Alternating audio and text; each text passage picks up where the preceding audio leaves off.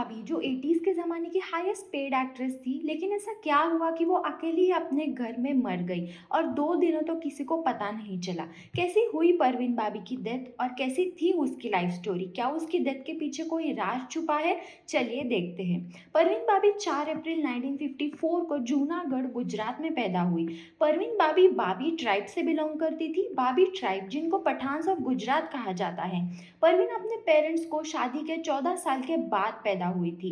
परवीन बाबी के पिता वाली मोहम्मद खान बाबी जो नवाब ऑफ जूनागढ़ के एडमिनिस्ट्रेटर थे। लेकिन वो परवीन 5 साल की थी तब उनकी डेथ हो गई और माँ 2001 में चल बसी। Parveen mount caramel high school जो अहमदाबाद में है वहाँ जाती थी और बाद में उसने सेंट जेवियर्स कॉलेज अहमदाबाद से bachelor of arts in English literature की डिग्री ली। कॉलेज के फंक्शन पर डायरेक्टर बी.आर. इशारा उसके वेस्टर्न और अपीलिंग लुक से काफी इंप्रेस हुए और उन्होंने उसे 1973 में चरित्र मूवी के लिए साइन किया। चरित्र मूवी फ्लॉप थी, लेकिन परवीन बाबी को इस मूवी से बाकी मूवीज मिल गई। परवीन बाबी को पहली रिकॉग्निशन मिली मूवी मजबूर से, जिसमें उसका रोल नीला बहुत अच्छा था और बाद में 1975 की दीवार मूवी से उसने सबको इम्प्रेस कर दिया। यश चोपड़ा की पहली मूवी और उस टाइम अमिताभ बच्चन के साथ ड्रिंक शेयर और फ्लर्टिंग का रोल करके परवीन ने बॉलीवुड हीरोइन के सभी स्टेरियोटाइप को तोड़ दिया। दीवार के बाद उसने एक के बाद एक हिट फिल्म्स की। अमर अकबर, एंथनी, सुहाग, काला पत्थर, द बर्निंग ट्रेन, शान, कालिया, नमक हलाल। परवीन उस टाइम की मोस्ट सक्सेसफुल एक्ट्रेस थी। अमिताभ बच्चन के साथ उसने 8 फिल्म्स की और सभी सुपरहिट थी। परवीन बाबी और जीनत अमान उनके chiselled looks, sculpted body, accent और वेस्टर्नाइज पर्सनालिटी के लिए बॉलीवुड में फेमस थी।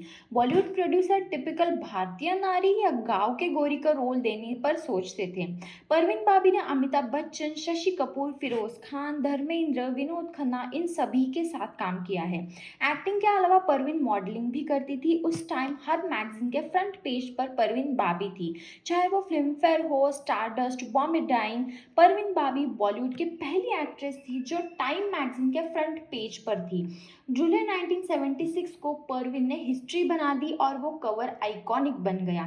उस टाइम लिव इन रिलेशनशिप और वुमेन कंज्यूमिंग अल्कोहल टाबू थे, लेकिन परवीन हमेशा से ही बोल्ड थी। परवीन की पर्सनल लाइफ की बात करें तो उसने लास्ट तक शादी नहीं की, लेकिन उसके अफेयर्स थे। दीवार मूवी के बाद परवीन और अमिताभ बच्चन का अफेयर चालू हुआ। तब अमिताभ बच्चन शादीशुदा थे और इसलिए उन्होंने परवीन से ब्रेकअप कर लिया। अमिताभ बच्चन ने यह अफेयर कभी भी कंफर्म नहीं किया, लेकिन परवीन बाबी ने ये कंफर्म किया था। अमिताभ बच्चन के बाद डैनी डेंजोपा के साथ अफेयर चालू हुआ। 1974 में दोनों बहुत जगह एक साथ स्पॉट हुए थे और दोनों का रोमांटिक रिलेशनशिप 4 सालों तक चला। दोनों तब लिव इन रिलेशनशिप में थे और 4 सालों के बाद ब्रेकअप कर लिया। ब्रेकअप के बाद भी दोनों टच में थे। एक इंटरव्यू में डैनी ने कहा कि ब्रेकअप के बाद भी परवीन घर आती थी और मुझे डिनर के लिए इनवाइट करती थी। तब डैनी की नई गर्लफ्रेंड थी किम, और जब डैनी किम को अपने घर लाता था तब परवीन उसके बेडरूम में वीसीआर पर मूवी देखती थी।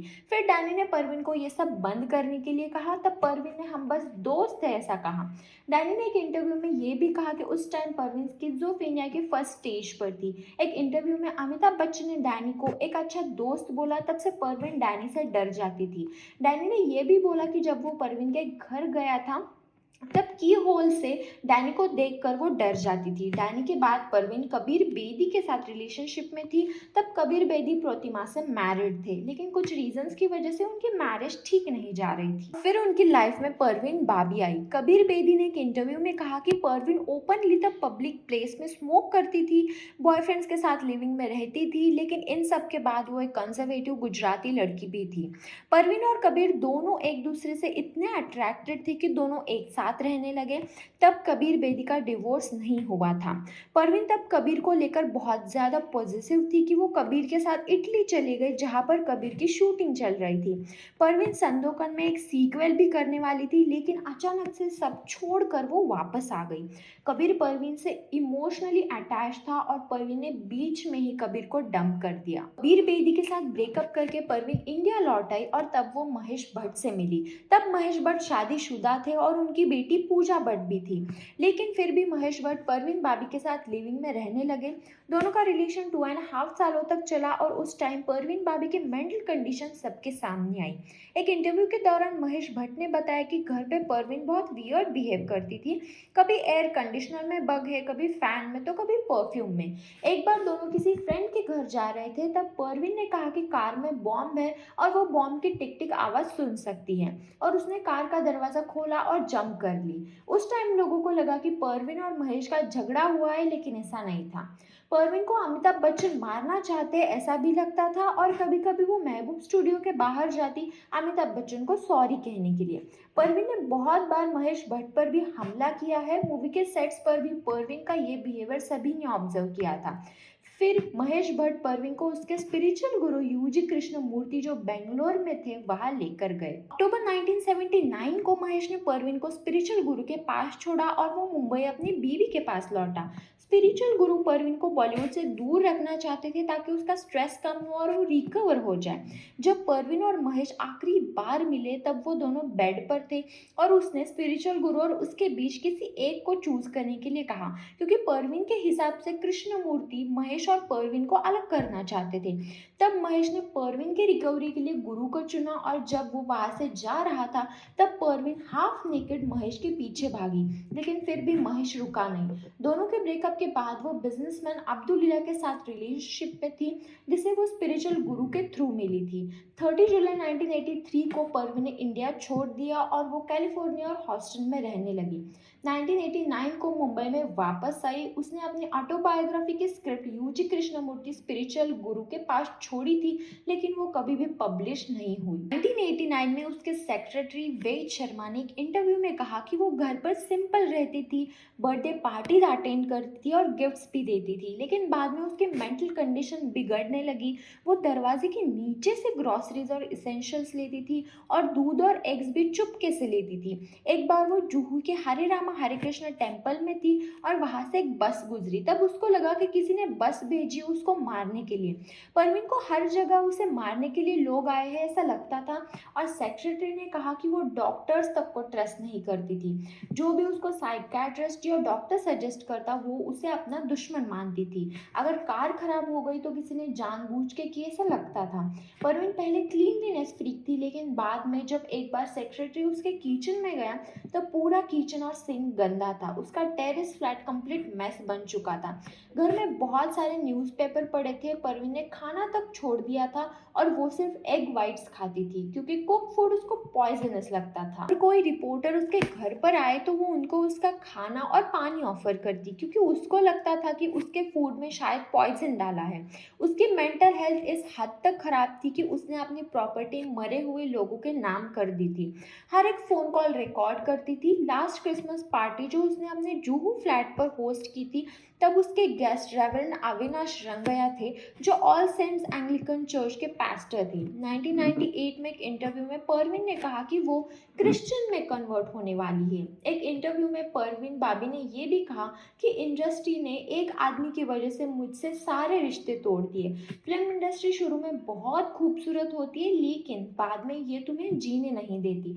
मैंने कमबैक नहीं किया क्योंकि एक आदमी अभी भी इंडस्ट्री में है, और मैंने बाहर अपनी एक दुनिया बना ली है। राइटिंग, पेंटिंग, क्लासिक लिटरेचर, अब यही मेरी दुनिया है। अब बात करते हैं कंट्रोवर्सी की। परवीन ने अमिताभ बच्चन के ऊपर एक कंप्लेंट फाइल की थी कि अमिताभ बच्चन ने उसको किडनैप किया है। एक आइलैंड पर उसको ले जाया गया और सर्जरी करके कान के पीछे ट्रांसमीटर प्लांट किया। एक इंटरव्यू में परवीन ने कानों के पीछे का मार्क भी दिखाया था। पुलिस कंप्लेंट के बाद अमिताभ बच्चन को क्लीन चिट मिली थी, क्योंकि Parveen was diagnosed by schizophrenia.